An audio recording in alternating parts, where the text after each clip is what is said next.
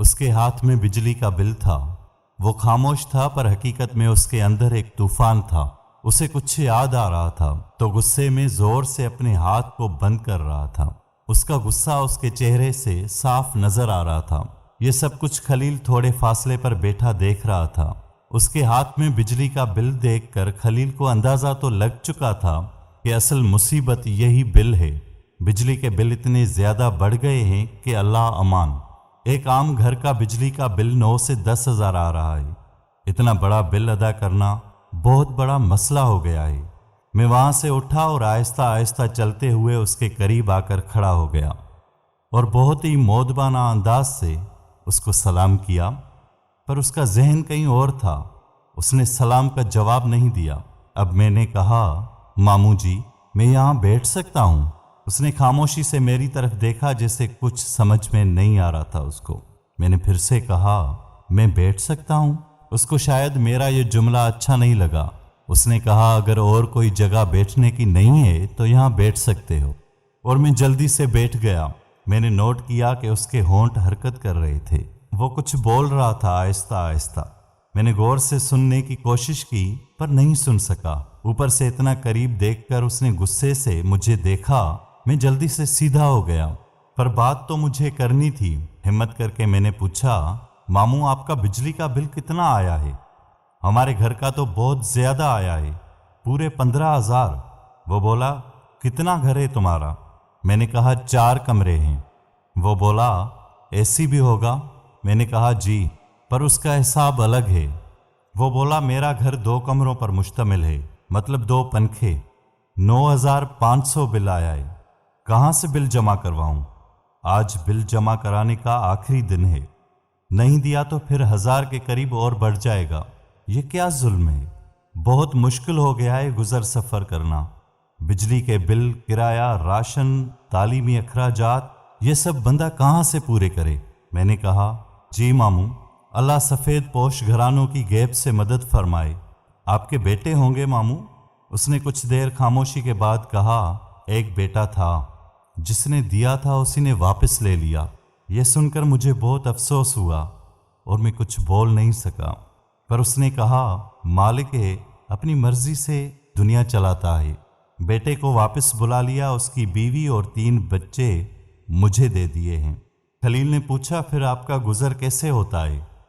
وہ بولا، کبھی میں بھی سرکاری ملازم تھا، اب پینشن ملتی ہے پر اتنی نہیں جتنی مہنگائی ہو گئی ہے۔ اس نے خلیل کی طرف دیکھا، پھر بولا، ان لوگوں کو خدا کا خوف نہیں ہوتا؟ میں نے کہا، اگر ہوتا تو ایسا نہیں کرتے۔ توبہ توبہ، اللہ مغفرت فرمائے۔ پتہ نہیں کیسی کیسی خبریں پڑھنے اور سننے کو مل رہی ہیں۔ میں نے دیکھا وہ کہیں اور کھو گیا تھا۔ شاید اس کے ساتھ کچھ بہت برا ہوا ہے جو اس کو پریشان کر رہا ہے۔ میں اس کے ہاتھوں کو دیکھ رہا تھا جس کو وہ مسل رہا تھا۔ اس کی سانسیں تیز ہو گئی تھیں۔ وہ جلدی سے اٹھ کھڑا ہوا۔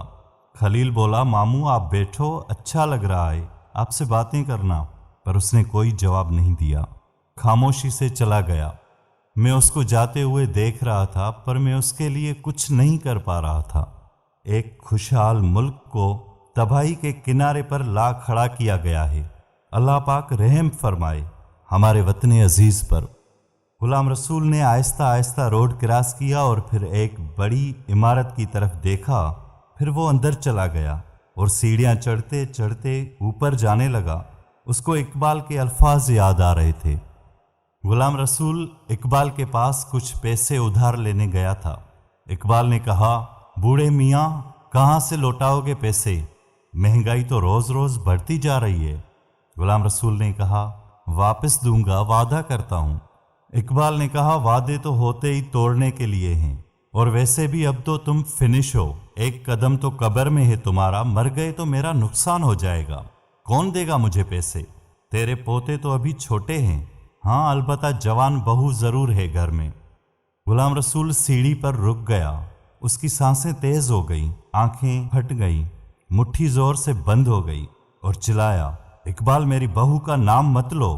اقبال ہنستے ہوئے بولا، زیادہ جوش مت دکھاؤ ورنہ یہیں پہ ٹپک جاؤ گے، سمجھ گئے ہو تو میری بات پر عمل کرنا، हर माह घर पर खर्चा पहुंचता रहेगा।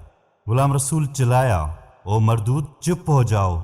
इकबाल नज़दीक होकर राजदार लहजे में बोलने लगा, आजकल मेरी लेन देन किस किस घर के साथ चल रही है बताऊं? यकीन नहीं आएगा बूढ़े मियाँ। और वो बताने लगा। गुलाम रसूल ने अपने कानों पर हाथ रख दिए और ऊपर से खुद को नीचे फेंका और मर गया। लोग जमा होने लगे। खलील का भी वहाँ से गुजर हुआ। भीड़ देखी तो वो भी वहाँ पर आ गया और लाश को देखकर अफसोस ज़दा हो गया।